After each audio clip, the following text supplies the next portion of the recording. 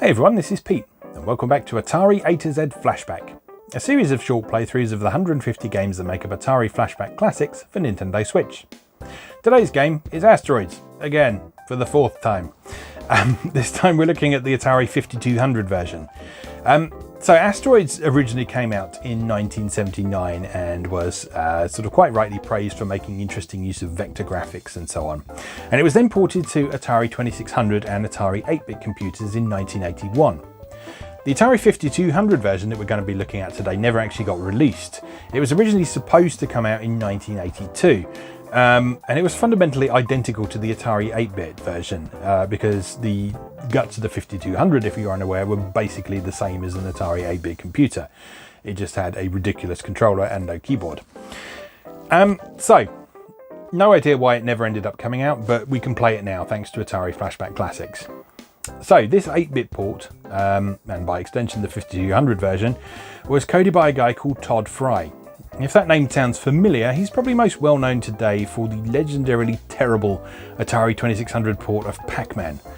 Now, despite this unfortunate legacy, Fry also put out a bunch of really good stuff for Atari 2600. So he released, besides Asteroids for 5200, he also created the unusual Atari 2600 adventures in the Sword Quest series, and the unreleased Save Mary, which is a wonderful little puzzle game that is on this collection, in fact. So we'll see that when we come to it.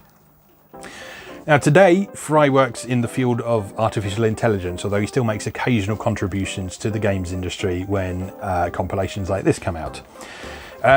So with that in mind, when the machines take over and decide to make you play Pac-Man on the 2600 all day in punishment for your past sins, you know who to blame. Anyway, let's go play Asteroids for the last time on this series. Okay, here we are once again with the Atari Flashback Classics, and I'll level with you, viewer. I'm not sure how much more Asteroids I can take, but thankfully, I think today is our final encounter with different versions of Asteroids. It is the Atari 5200 version, which is basically identical to the Atari 8-bit version, which I actually grew up with and didn't really like all that much, to be honest, but I think that was partly because I wasn't very good at it as a kid, and so there were other games that I would rather play than Asteroids. But over the years I've sort of come to respect Asteroids a bit more. It's still not one of my favourite early Atari games, but you have to respect its legacy and its influence. So this Atari 5200 version never actually got released, so let's have a look at what the documentation is. Now you'll notice that this documentation here is for the Atari 400-800 version, which is the Atari 8-bit version. So Asteroids for the Atari 5200 is an unreleased prototype based on the Atari 400-800 version of the game. We provided this Atari 400-800 manual with edits where needed to assist in getting started with the Atari 5200 version. Okay, so we have a slightly different story to the 2600 version. Asteroids surround you. Trapped far from home, your embattled spaceship hurls towards its doom. You are caught in the center of a gigantic cloud of asteroids. You have no choice. You must pulverize all the asteroids in your path with your photon cannon, if you are ever to save yourself and your ship. You have more than enough photon power to destroy all the asteroids you can see, but you can only fire 4 shots into the asteroid field at one time. Asteroids fly past your viewing screen as you reach for your target controls. You can be hit 4 times before your ship is finally destroyed. Every 10,000 points you score will earn you another ship. Rubble from an exploding asteroid bounces off your ship's hull. The hull rings like a bell. If you don't get busy, that could be your death knell. Your hair stands on end. A glowing blur flashes across your viewing screen. So that's where the rubble came from. The asteroid was blasted by an alien robot saucer. The asteroid cloud has trapped alien robot saucers with you. They lost their command circuitry eons ago. Now they fire at random. But the metal in your ship's hull always registers as a more important target than the rocky asteroids do. Be careful when you see an alien robot saucer. Other players can also be trapped with you. 18 game variations allow you to team with or compete against 1, 2 or 3 other players. Let's get ready to play. Alright, so again, like the 2600 version, we have multiple defense options that we can make use of in this game, which are the hyperspace function, the shield version, and the flip over function. So, Asteroids offers many different game options. You may either start playing immediately, or you may adjust the game rules. Follow this sequence to select a new game and defense option. So, you use the keys on the Atari 5200 controller on this one. If you've never seen one of these, the Atari 5200 controller had a sort of telephone-style keypad at the bottom, and each game had its own overlay. And so for games like this, it would have distinct buttons for the different game variations and options that you could set. On the original Atari 8-bit computer version of this, you could just press the select and option keys on the computer console to change these things. But in the case of this one, there will be specific buttons to do that. Okay, so yeah, I think we've established all the things we need to know. So let's jump in and have a look. So if we tap, we just reset that, start again, and we can then use the, we should be able to use the, oh no, I got to remember how the actual controls work in this. Reset. How do we actually select something? Here we are. We use, so in Atari Flashback Classics, you can press X on your controller to bring up these buttons here, and these are buttons that were on the Atari 5200 keypad. So we can turn bounce on and off. We can make it fast or slow. We can choose whether we want hyperspace, flip over, shields, or no effect. And we can choose various different types of game according to how many people we've got playing at once and how you want to play. So I'm just by myself today, so we'll just play the standard play mode with bounce off, with fast asteroids, and with shields. So let's begin the game.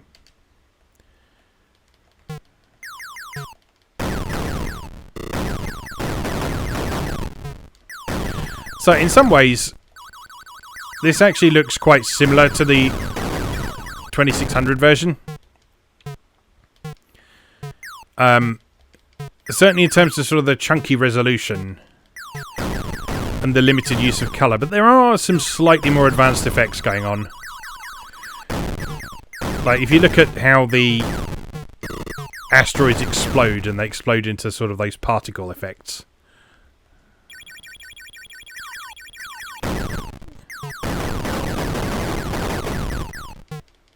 So that's a key difference from the 2600 version. I believe in this one you don't explode if you keep holding shields either. Yeah, so you can hold your shields indefinitely in this one, whereas on the 2600 version, if you held down your shields for more than 2 seconds, you'd explode because you'd overloaded your ship, basically.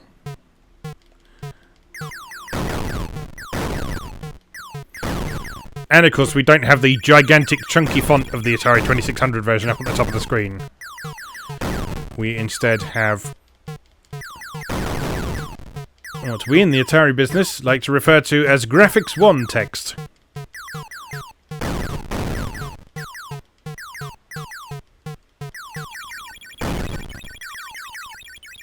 And the reason I call it that is because if you switch to Graphics Mode 1 in Atari Basic, that is the size and look of text that you would have.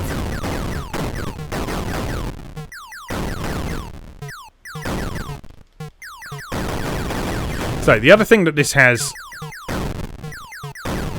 over and above the 2600 version is a bit more variation in how the asteroids move. So you may recall in the 2600 version the movement of the asteroids was very predictable. So they always sort of moved in 2 columns down the screen and occasionally flew off in different directions. Whereas in this one, they start in the corners, they fly in towards the middle, and then as you destroy them, they sort of fly off in different directions a lot more convincingly.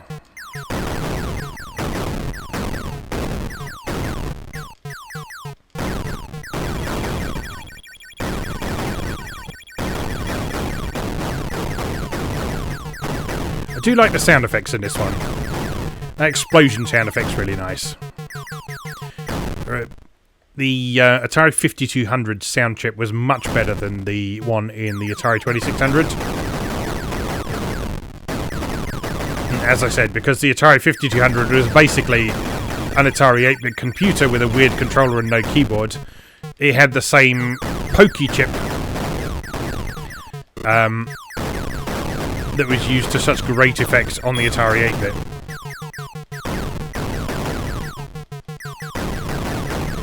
So that meant 4 channels of sound, 255 different pitches, I think something like 8 different types of distortion, I think,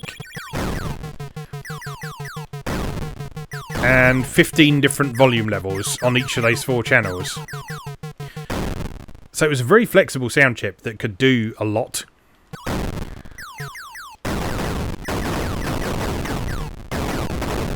And it's got quite a distinctive sound to it. If you've watched my Atari A to Z series at all, where I look at Atari 8-bit games, you may recall that I've talked about various games that have sound effects, specific sound effects that I'm nostalgic for. And that's because although the Pokey chip was fairly flexible, there was still sort of a limit to the different things it could do. And that meant that there were certain sounds that you heard it creating all the time. So being creative with sound on the Atari 8-bit, and by extension the Atari 5200, meant that it was all about doing interesting combinations of sounds rather than necessarily the individual sounds by themselves.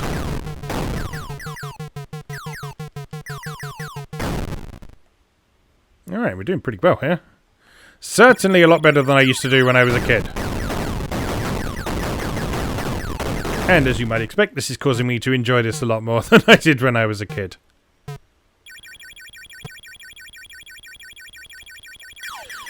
Once again, like the 2600 version, I'm getting the feeling that shield mode is very much easy mode.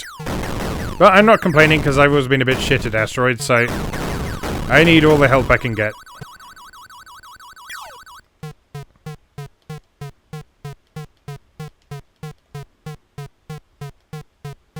Anytime.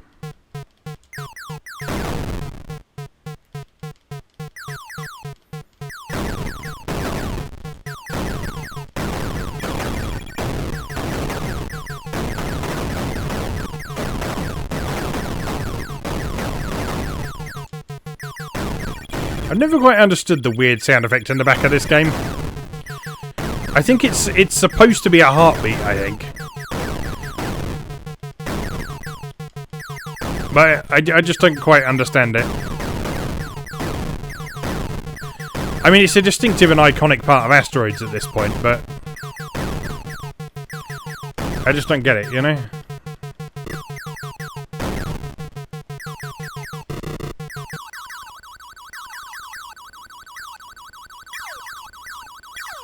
Hit the damn thing!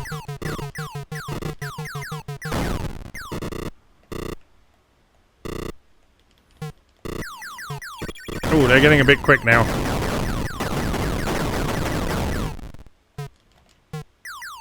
Shields up! Red alert!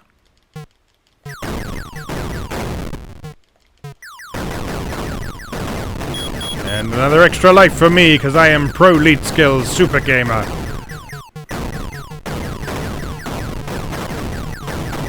Oh! Mistimed that.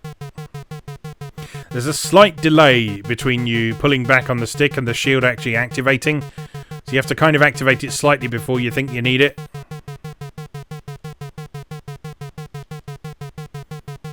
Come on, clear me a space.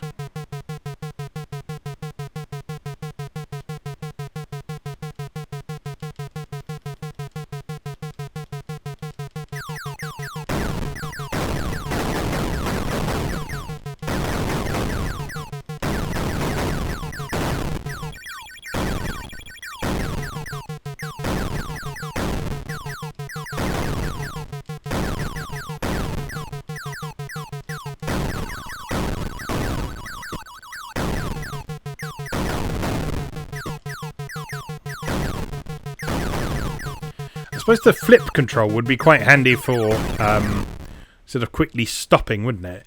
You could just turn around, thrust in the opposite direction, and that would help to bring you to a stop. Shields!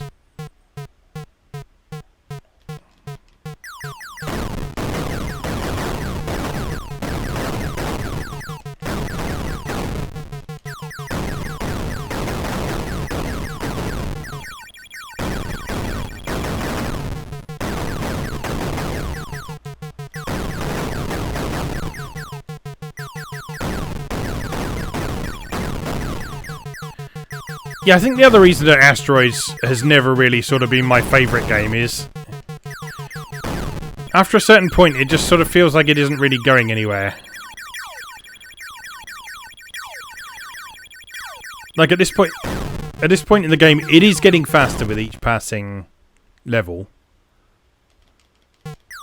But it doesn't feel like it's getting significantly harder.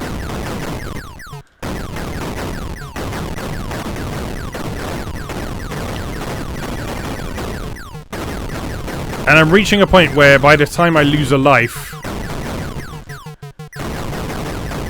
I'm earning enough points back to get another one. Like that.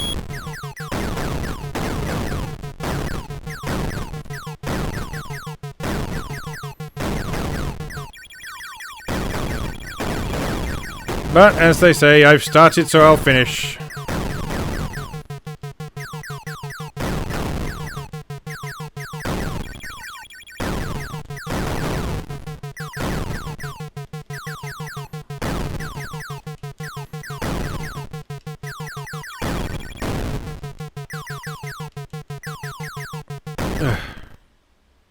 Come on.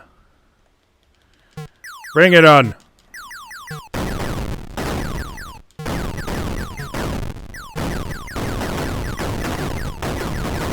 Oops. It's alright, I'll make that back in no time.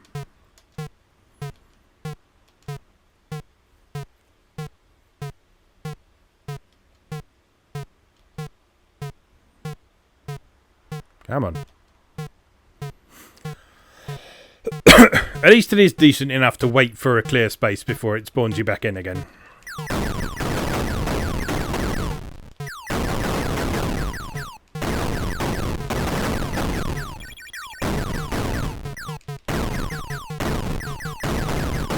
Oops! Oh no. A net loss of lives. Could this be the end for Cosmic Space Patrol?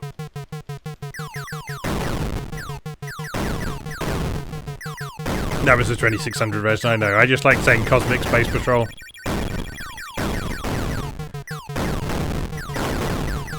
Something about the word cosmic.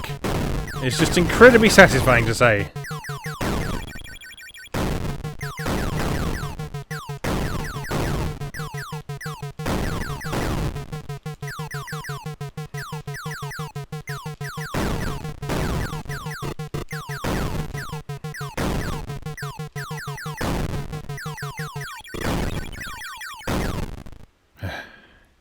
Next!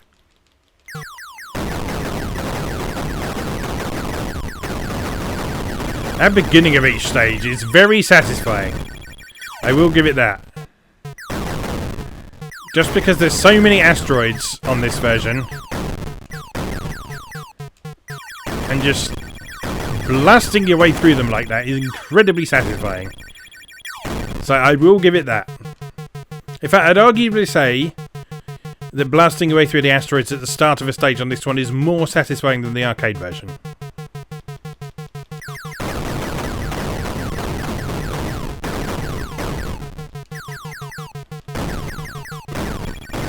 Yes, the arcade version still looks nicer because it's fancy pants vector graphics and all that.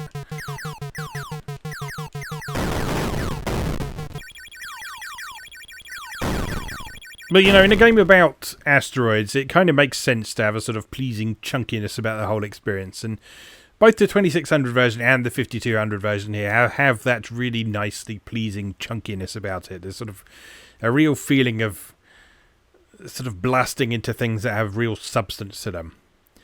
So yeah, I actually enjoyed that a lot more than I expected to. Because like I say, back in the good old days, we had Asteroids on the Atari 8-bit, and it was not one of my favourite games by any means, but I had good fun with that. Just before we go today, I was just a little bit intrigued by some of those alternative game modes that we saw, so I'm just going to pop back into the manual for a moment and just check a few things. So, multiple player games and options.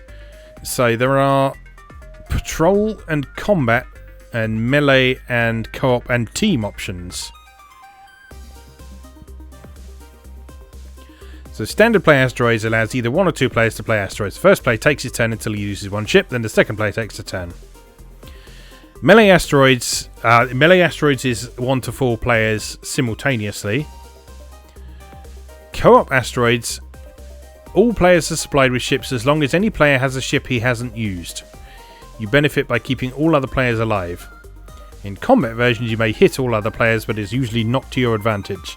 When you are hit, your computer will place your new ship at a random location within your window, so enemy players cannot shoot you automatically when you reappear. And Team Asteroids, each team battles the other team as well as the sources and the asteroids. The game ends for a player when he or his teammate loses all his ships. Players on the other team may continue the game. In Team Combat versions, you may hit players on the other team. When you lose a ship in a combat version, your computer will place your new ship. Yeah, okay.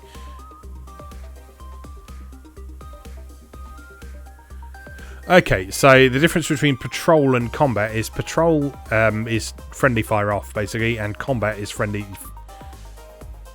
No, combat is you can destroy other people who aren't on your team. Okay, so that's cool. So that 5200 version you can play in lots of different ways, like the 2600 version, but rather than having 66 different game options you have to cycle through, it's got sort of the multiple player modes, the different ways to play and that sort of thing. And yeah, I can imagine that being pretty manic with 4 people. I have to try and give that a go sometime. But yeah, anyway, that is Asteroids for Atari 5200, or Atari 8-bit if you prefer. For now, just remains for me to say, as always, thank you very much for watching, and for bearing with 4 different versions of Asteroids up until today, and I'll see you again next time.